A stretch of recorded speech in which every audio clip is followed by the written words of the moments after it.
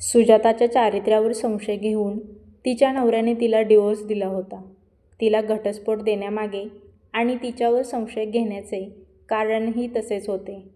कारण तिच्या नवऱ्याने आता दुसऱ्या मुलीसोबत लग्न केले होते आणि तिच्या नवऱ्याची दुसरी बायको त्या घरात आल्यामुळे तिला सुजाताचा त्रास होत होता. सुजाता आता त्या घरात तिला नको होती. त्या घरात तिची अजिबातच जागा उरलेली नव्हती. तिला घरातून हाकलण्यासाठी तिच्या सासूनेही तिच्यावर घाणेरडे आरोप केले आणि तिला घरातून हाकलून दिले. ती तिच्या नवऱ्यासमोर आणि सासूसमोर तिची काहीच चूक नसतानाही हात जोडत होती. कारण अचानक घरातून बाहेर काढल्यानंतर सुजाताला कुठे जावे, काय करावे काहीच समजत नव्हते. ज्याच्यासाठी ती आईवडिलांसोबत भांडण करून जबरदस्तीने आईवडिलांच्या संमतीने लग्न करून घेतले होते, त्याला आता तिची काहीच किंमत उरली नव्हती. लग्नाच्या वेळी तिची आई तिला खूप समजावत होती, तू त्या मुलासोबत लग्न करू नको, त्याने सौंदर्याच्या प्रेमात पडून बऱ्याच मुलींना फसवले आहे असे कानावर आले आहे. तरीही आईवडिलांचे न ऐकता तिने त्याच्यासोबतच लग्न करण्याचा हट्ट केला होता. आज तिच्या आईचे शब्द तिला पुन्हा आठवत होते. आज तोच मुलगा तिची जागा दुसऱ्या मुलीला कशी काय देऊ शकतो याचाच ती विचार करत होती. सुजाताच्या नवऱ्याने सगळीकडे तिच्याबद्दल अफवा पसरवली. तिच्या आईवडिलांनाही तिचे दुसऱ्या कोणाबरोबर तरी अफेअर चालू आहे. तुमच्या मुलीने माझे आयुष्य बरबाद केले, मी तिला डिवोर्स दिला आहे असे सांगून त्यांनाही सुजाताच्या विरोधात भडकवले होते. त्यामुळे ती तिच्या माहेरीही जाऊ की नको विचार करत होती. कारण लग्नाच्या वेळी तिने तिच्या भावासोबत आणि वहिनीसोबतही खूप भांडण केले होते. त्याचा राग अजूनही वहिनीच्या मनात होता. माहेरी तिची वहिनी भाऊ तिला सांभाळतील याची शंकाच होती. कारण तिची वहिनी तिच्या आईवडिलांसोबत कशी वागते हे तिने बरेच वेळा पाहिले होते. दुपारची वेळ होती आणि ती अनवाणी पायाने रस्त्यावरून चालत होती. तो रस्ता तिला कुठे घेऊन जाणार आहे हे तिलाही माहीत नव्हते. उपाशी पोटाने ती सगळीकडे फिरत होती. विचार करून करूनच तिच्या शरीरातून प्राण गेल्यासारखे झाले होते. चालून चालून थकल्यावर थोडा वेळ बसायची आणि पुन्हा ती तिचा रस्ता धरून चालत राहायची. तिचे माहेर तिच्या सासरपासून 5 किलोमीटर अंतरावर होते. जाण्यासाठी तेवढेही पैसे तिच्याजवळ नव्हते.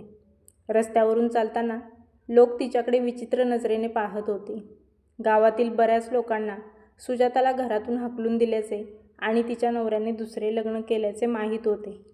गावातील काही लोक तिला येताना जाताना दिसत होते, पण कोणाकडेही मदत मागू शकत नव्हती.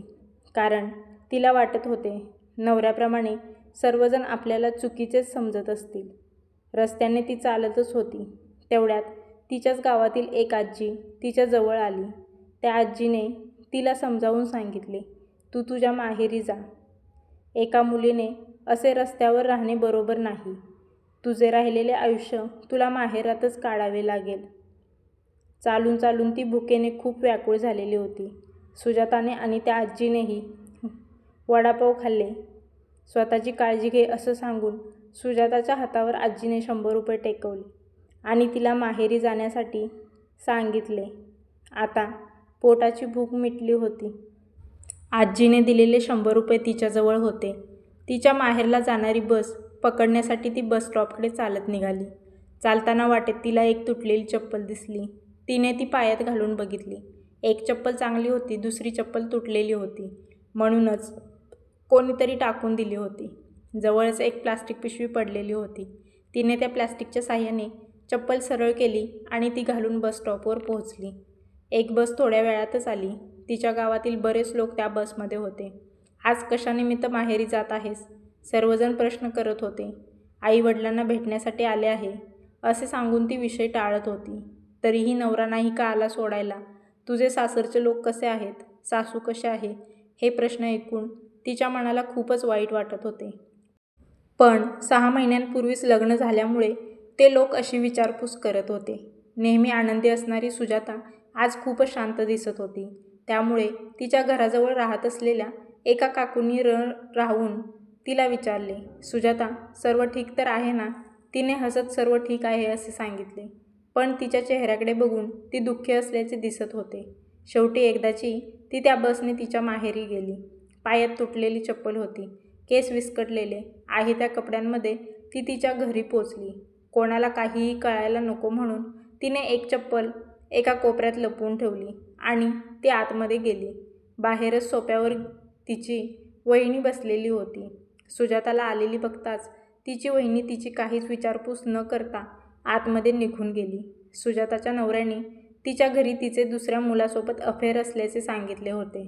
त्यामुळे तिच्याबद्दल सगळ्यांच्याच मनात प्रचंड राग होता.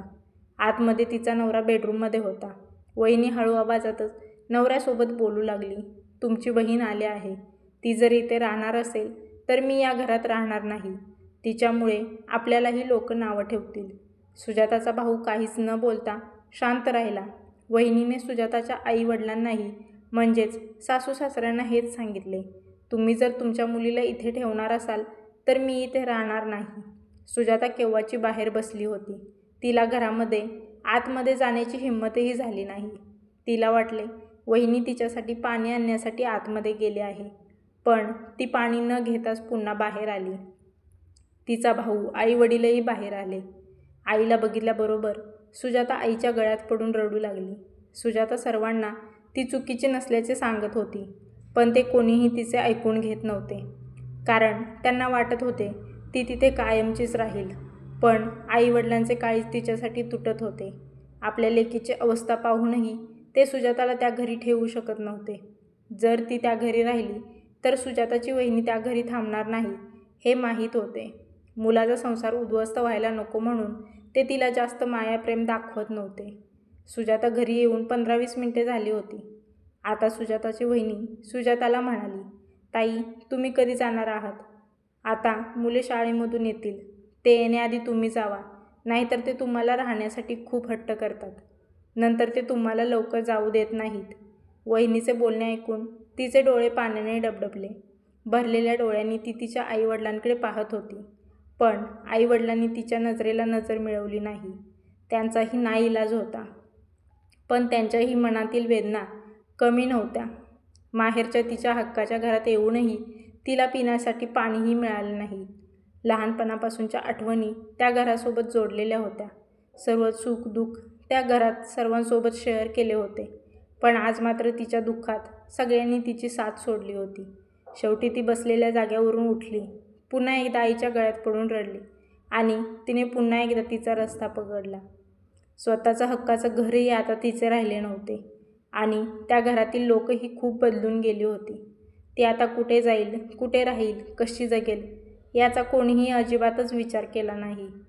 रस्त्याने चालत ती तिचे गाव सोडून पुढे गेली. अंधार पसरत चालला होता. सगळ्या रस्त्याने ती तिची राहण्याची जागा शोधत होती. इकडे तिकडे पाहत ती आता दुसरीकडेच भटकत चालली होती. ती आता रस्त्याच्या मध्यभागी येऊन चालत होती. पाठीमागून गाड्या येत होत्या, त्याचे तिला भानही राहिले नव्हते. तिला आता जगण्याची अजिबातच इच्छा राहिली नव्हती. गाड्यांचे हॉर्न वाजत होते, पण ती दुसऱ्याच कसल्या विचारात मग्न झाली होती. अचानक एक कार तिच्याजवळ आली आणि त्या ड्रायव्हरने जोरजोरात हॉर्न वाजवला. तशी ती घाबरून त्याच गाडीला धडकली आणि खाली पडली. कारमध्ये असणारा तो मुलगा लगेचच खाली उतरला. उंच बांधा, काळेभोर डोळे, केस एकदम परफेक्ट सेट केलेले, हलकीशी दाढी जी त्याच्या चेहऱ्यावर खूपच छान दिसत होती. ओ शेट असं म्हणत सुजाताला हात देऊन उठवले. तिच्या हाताला थोडे खरचटले होते. त्याने गाडी बाजूला घेतली. त्यामध्ये सुजाताला बसण्यास सांगितले. तिला पाणी देऊन म्हणाला, सॉरी मॅडम. सुजाता लगेचच म्हणाली, तुम्ही का सॉरी बोलत आहात? मीच रस्त्याच्या मधून चालत होती, माझेच लक्ष नव्हते. सुजाताचे बोलणे थांबवत तो कारमधील व्यक्ती म्हणाला, बरं चला आपण इथे डॉक्टरकडे जाऊ, तुमच्या हाताला ड्रेसिंग वगैरे करून घेऊ. नाही काहीच गरज नाही, जास्त काही लागलेलं नाही असं म्हणून तुम्ही जावा. सुजाताने त्या व्यक्तीला जाण्यासाठी सांगितले. कोण कुठला माणूस त्याची काहीही ओळख नाही तरीही सुजाताची एवढी काळजी घेत होता. सुजाताने त्या व्यक्तीला नाव विचारले. गणेश. त्याने लगेचच नाव सांगितले. तो एक चांगला मुलगा होता. सुजाता आणि गणेश दोघेही जवळपास एकाच वयाचे असावेत, त्यामुळे एकमेकांची विचारपूस करत होते. गणेशने सुजाताला विचारले, तुम्हाला कुठे जायचं आहे ते सांगा. मी तुम्हाला तिथे सोडतो. सुजातालाच माहीत नव्हते तिला कुठे जायचं होतं. नको तुम्ही जावा, मी जाईन. पुन्हा एकदा सुजाता बोलते. अहो मॅडम, आता अंधार पडत चालला आहे. तुम्ही वेळेत घरी पोचाल. मी सोडतो. तुम्हाला काही प्रॉब्लेम नाही. माझ्यावर विश्वास ठेवा. गणेश सुजाताला घरी सोडण्यासाठी खूपच फोर्स करत होता. त्यामुळे सुजाता म्हणाली, मला माझ्या घरी जायचे नाही. मला दुसरीकडेच कुठेतरी जायचं आहे. सुजाताचे बोलणे गणेशला काही समजत नव्हते. बरं, तुम्हाला कुठे जायचं आहे ते सांगा. मी तुम्हाला सोडतो. असे म्हणून सुजाताला गाडीमध्ये बसवले आणि गाडी सुरू झाली. सुजाता गाडीमध्ये पाठीमागच्या सीटवरती बसलेली होती. गाडीची काच खाली करत ती इकडे तिकडे आपला निवारा शोधत होती. गणेशचे लक्ष आरशामधून सतत सुजाताकडे होते. गणेश सरळ रस्त्याने गाडी चालवत होता. कुठे जायचं आहे हे अजूनही सुजाताने त्याला सांगितलेले नव्हते. गाडी बऱ्याचशा अंतराने पुढे आल्यावर सुजाताने त्याला अचानक गाडी हायवेला एका ब्रिजजवळ मध्येच गाडी थांबवायला लावली. ब्रिजच्या खाली काही बेघर लोकांनी राहण्यासाठी जागा केलेली होती. तिथेच आपणही राहू असा विचार करून सुजाता तिथेच थांबली. आजूबाजूला कोणतेही घर दिसत नव्हते. गणेशने काहीतरी चुकल्यासारखे वाटले म्हणून तिला पुन्हा विचारले, मॅडम, हे लोकेशन तुमचे बरोबर आहे ना?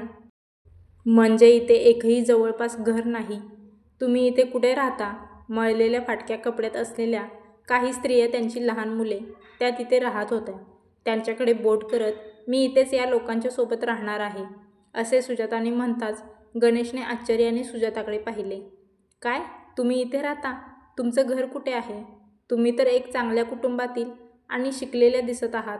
गणेश आता सुजाताला सर्व काही विचारल्याशिवाय गप्प राहणार नव्हता. हो, मी ग्रॅज्युएशन कंप्लीट केले आहे. मी चांगल्याच कुटुंबातील मुलगी आहे. पण वेळेनुसार सर्व बदलून गेलेले आहे. त्यामुळे इथून पुढचे आयुष्य माझे इथेच या लोकांच्या सोबत असणार आहे. सुजाता आपले दुःख गणेशला सांगत होती. मॅडम, तुमचे लग्न झाले आहे ना?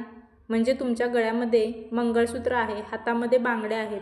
त्यावरून मी तुम्हाला विचारतोय. काहीही मनात लाज न बाळगता लगेचच गणेशने सुजाताला विचारले. हो, झाले होते. पण काय करणार? एवढं बोलून ती थांबली. गणेशने गाडी अजून बाजूला घेतली आणि तो आता सुजाताला म्हणाला, मॅडम, तुमचा काही प्रॉब्लेम आहे का? माझ्याकडून जर तुम्हाला मदत होणार असेल तर मी नक्की करेल. पण तुम्ही आधी सर्व मला सविस्तर सांगा. तुमचे आईवडील, तुमचा नवरा, तुमचे सासरचे मंडळी, तुम्ही काही भांडण करून आला आहात का? गणेशचा सततचा फोर्स बघून सुजाता रडायला लागली आणि ती सांगू लागली, माझे 6 महिन्यांपूर्वीच लग्न झालेले होते. आईवडिलांनी माझे लग्न मोठ्या थाटामाटात करून दिलेले. पहिले 1-2 महिने नवरा माझ्याशी खूप प्रेमाने राहत होता. सासूही माझा मुलीप्रमाणे सांभाळ करत होती. मीही तितकाच त्यांना जीव लावत होती. खूप छान पद्धतीने आमचा संसार सुरू होता. पण अचानक माझ्या नवऱ्याच्या आयुष्यात कोणी दुसरीच मुलगी आली. ती मुलगी त्याच्याच ऑफिसमधील मुलगी होती. तो तिच्यासोबत फिरायला जाणे, तिला पाहिजे त्या वस्तू घेऊन देणे, नवीन गिफ्ट देणे, या सर्व गोष्टी तो करत होता. त्यामुळे त्याचे माझ्यावरचे प्रेम कमी झाले आणि तो माझा द्वेष करू लागला. सतत माझ्यावर चिडचिड करू लागला. ऑफिसच्या नावाखाली 2-2, 3-3 दिवस तो घरी येत नव्हता. त्यामुळे माझी शंका त्याच्याबद्दल वाढतच चालली होती. एके दिवशी तो आंघोळीला गेला असताना मी त्याचा मोबाईल चेक केला, तर त्या मोबाईलमध्ये एका मुलीसोबत एक पर्सनल चॅटिंग होती. काही फोटोसुद्धा त्यामध्ये होते. ते दोघे पुढच्याच आठवड्यात फिरायला जाण्याचे मेसेज होते. ती बघून तर माझी पायाखालची जमीनच सरकली.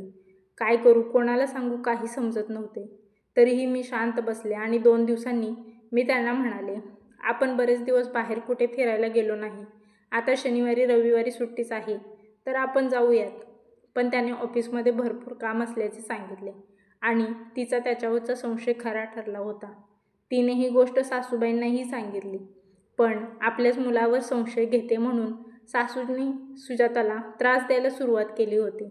सासूनेही लगेच ही गोष्ट तिच्या मुलाच्या कानावर घातली आणि सुजाताच्या नवऱ्याने स्वतःची चूक लपवण्यासाठी बायकोचे बाहेर कोणाबरोबर तरी प्रेमसंबंध आहेत आणि म्हणूनच मी तिला डिवोर्स देत आहे असे सगळ्यांना सांगून टाकले.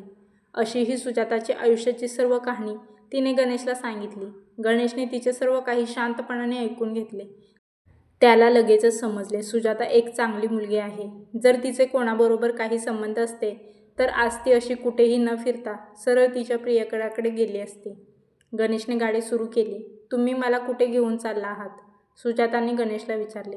तुम्ही काहीही काळजी करू नका. मी तुम्हाला एका सुरक्षित ठिकाणी राहायला जागा देतो, असे म्हणत त्याने त्याची गाडी एका मोठ्या इमारतीजवळ आणून थांबवली. गणेश स्वतः गाडीतून उतरून त्याने पाठीमागचा दरवाजा उघडला आणि सुजातालाही उतरायला लावले. सगळीकडे मोठमोठ्या इमारती होत्या. गणेशने आपल्याला चुकीच्या ठिकाणी तर आणले नाही ना, म्हणून ती फारच घाबरून गेली. गणेश, मी येऊ शकत नाही. प्लीज मला जिथून तुम्ही गाडीमध्ये घेतले तिथे सोडा. ती गणेशला खूप विनंती करू लागली. अहो मॅडम, तुम्ही माझ्यावर बिनधास्त विश्वास ठेवू शकता. मी तुम्हाला कुठेही घेऊन जाणार नाही. मी तुम्हाला माझ्या घरी घेऊन जात आहे. तुम्ही तिथे बिनधास्त राहू शकता. बाहेर कुठेही राहून तुम्ही कुठे जेवण करणार आणि कसे राहणार? तुम्ही तर शिकलेले आहात. मी तुम्हाला तुमचे पोट भरण्याएवढे काम शोधून देतो. काम मिळाल्यानंतर तुम्ही इथून निघून जावा. आणि हो, तुम्ही माझ्या घरी एकट्या राहणार नाहीत. माझी आईही आहे. तुम्ही कसलेच टेन्शन घेऊ नका, असे म्हणत गणेशने सुजातालाच एका इमारतीमध्ये आणले. लिफ्टचे बटन दाबून दोघेही लिफ्टने गणेशच्या दारात आले. बेल वाजवल्याबरोबर नोकराने दरवाजा उघडला. गणेश जाऊन सोफ्यावर बसला. पाठीमागून आलेल्या सुजाताकडे नोकर एका प्रश्नार्थक नजरेने पाहत होता. ते अजूनही दारातच उभी होती. नोकराने तिला आतमध्ये येण्यास सांगितले आणि बसण्यासाठी चेअर दिली. गणेश दिसायला एक सर्वसामान्य मुलगा दिसत होता, पण तो एका मोठ्या 5 स्टार हॉटेलचा मालक होता. एवढ्या कमी वयातच त्याने खूप काही कमवलेले होते आणि सोबतच नातीही खूप जोडलेली होती. गणेश आणि सुजाताला नोकराने पाण्याचा ग्लास दिला. पाणी घेतच गणेश त्याच्या नोकराला म्हणाला, राम, आईला बाहेर बोलाव. ती तिच्या रूममध्ये आराम करत असेल. हो सर, असे म्हणत नोकर लगेचच आतल्या रूममध्ये गेला. सुजाता, हे घर माझं आहे. इथे तुला कसलाही त्रास होणार नाही. तू कसलाही संकोच न बाळगता इथे राहा, गणेशने पुन्हा एकदा सुजाताला सांगितले. तेवढ्यात गणेशची आई बाहेर आली. तशी सुजाता उठून उभी राहिली. बस बस, उठण्याची काहीच गरज नाही, असं म्हणत सुजाताला गणेशच्या आईने खाली बसवले. गणेश, ही कोण? आईने सुजाताकडे हात करत विचारले. आई, ही सुजाता. येताना ती माझ्या गाडीला धडकली आणि तिला थोडेफार लागले आहे. तिला स्वतःचे घर नाही आणि तिच्याकडे पैसे येण्यासाठी कोणतेही काम नाही. त्यामुळे मी तिला आपल्या घरी घेऊन आलो आहे. तिच्या नवऱ्याने आणि आई-वडिलांनीही तिची काही चूक नसताना तिला घरातून हाकलले आहे. जोपर्यंत ती ठीक होत नाही तोपर्यंत ती इथेच राहील. अच्छा. आई सुजाताला न्याहाळत होती. सुजाता दिसायला देखणी आणि तेवढीच हुशारही होती. आई सुजाताला वरच्या रूमकडे घेऊन गेली. तिथेही 4-5 रूम होत्या. त्यातील एका रूमचा दरवाजा उघडून गणेशच्या आई म्हणाली, सुजाता, ही आजपासून तुझी रूम. सुजाताने कधी स्वप्नातही विचार केला नसेल की एवढ्या चांगल्या घरामध्ये आपली एक वेगळी रूम असेल आणि त्या रूममध्ये आपण राहू. ती रूम पाहून ती फारच खुश झाली. तुला काहीही हवं असेल तर तू फक्त बेल वाजव. तुला नोकर आणून देतील. आणि मुलाकडून गाडीचा धक्का लागल्यामुळे आई म्हणाली, माझ्या मुलाची चुकी झाली असेल. गडबडीत त्याच्याकडून गाडीचा धक्का लागला असेल. पण तो मनाने खूप चांगला आहे. दुसऱ्या कोणाचे दुःख त्याला बघवत नाही. त्याने मुद्दाम असे काहीच केलेले नाही. त्याला माफ कर आणि स्वतःची काळजी घे, असं सांगून गणेशची आई तिथून निघून गेली. खिडकीचा पडदा बाजूला सरकून ती खिडकीतून बाहेर बघत तिच्या आईबाबांची आठवण काढत होती. दिवसभर चालून चालून दमल्यामुळे तिला फारच कंटाळा आलेला होता. टेबलवरचा ग्लास घेऊन ती पाणी प्यायली आणि आता झोपायची तयारी करत होती. तेवढ्यात कोणीतरी दाराची बेल वाजवली. तिने दरवाजा उघडला तर नोकर हातामध्ये जेवणाचे ताट घेऊन आला होता. गणेश सरांनी जेवण करायला सांगितले आहे, असे म्हणत त्याने ताट टेबलवर ठेवले आणि तो निघून गेला. जेवणाची तिची अजिबातच इच्छा नव्हती. तरीही तिने थोडं खाऊन घेतलं आणि गणेशच्या आईने सांगितल्याप्रमाणे शिल्लक राहिलेले जेवण घेऊन जाण्यासाठी बेल वाजवली. एक नोकर पळतच आला. तिने त्याला जेवण रिटर्न घेऊन जाण्यासाठी सांगितले. आता तिने झोपण्याची तयारी केली. दिवसभराच्या टेन्शनमुळे ती लगेचच झोपून गेली आणि दुसऱ्या दिवशी सकाळी तिला जाग आली ती बेलच्या आवाजाने. घड्याळ बघितले तर 8 वाजले होते. थोडाफार बेड व्यवस्थित केला आणि दरवाजा उघडला. नोकर रूम साफ करण्यासाठी आले होते. त्याने रूम साफ करण्यासाठी सुजाताची परमिशन घेतली आणि काही मिनिटातच रूम साफ करून गेला. सुजाताने आता आंघोळ करून घेतली. तेवढ्यात गणेश तिथे आला. गणेश काय बोलण्याआधीच ती म्हणाली, आज मी रिटर्न जाते. मला तुम्ही या जागेवर सोडा. तेवढ्यात गणेशची आई आली. अगं तुझे कोणतेच घर नाही. तू कुठे जाणार आहेस? तू अजून काही दिवस इथेच राहा. नाही आई, तुम्ही मला 1 दिवस राहण्यासाठी जागा दिली. ते तुमचे उपकार झाले. सुजाता हात जोडत म्हणाली. तेवढ्यात गणेशची आई म्हणाली, सुजाता तुला काहीच प्रॉब्लेम नसेल तर तू आमच्या घरात स्वयंपाक करू शकतेस. असंही आम्ही किचनमध्ये एक चांगली स्त्री शोधत होतो. आमचे खूप मोठे हॉटेल आहे, पण आम्हाला घरगुती पद्धतीचे जेवण खायला आवडते. तुला त्याबद्दल काहीही पैसे दिले जातील. महिन्याचे 5,000 ठरले. सुजाताला आता न मागता सर्व काही मिळाले होते. ती लगेचच होकार देत म्हणाली, चालेल मला. मी बनवेल स्वयंपाक. आता ती देवाचे आभार मानत होती. 2 महिने होऊन गेले. सुजाताचे जेवण गणेशला आणि आईला खूपच आवडत होते. ती आता तिच्या आयुष्यात खुश होती. आता तिला पुन्हा पुन्हा प्रश्न पडत होता, गणेशकडे एवढे सर्व काही असूनही त्यांनी लग्न का केले नाही? पण हे विचारण्याची तिची हिंमत नव्हती. गणेशला सुजाताचा प्रामाणिकपणा खूप आवडला होता. सुजाता जेवण बनवत असल्यापासून आई, गणेश आणि सुजाता एकत्रच जेवण करत होते. ती आता त्या घरची एक भाग बनली होती. एके दिवशी अचानक गणेशच्या आईने सुजाताला गणेशसोबत लग्न करण्याचे विचारले. गणेश एका मोठ्या हॉटेलचा मालक होता आणि त्याच्यासोबत सुजाताने लग्न करणे तिला कठीण वाटत होते. पण देवाने तिचे विस्कटलेले आयुष्य पुन्हा सुरळीत करण्यासाठी गणेशला पाठवले होते. गणेश एक समजूतदार मुलगा होता. त्याने सुजाताला सांगितले, जर तुला योग्य वाटत असेल तर तू मला लग्नाला होकार दे. आमची तुझ्यावर काहीच जबरदस्ती नाही. त्याने सुजाताला काही वेळ दिला. तिने खूप विचार केला.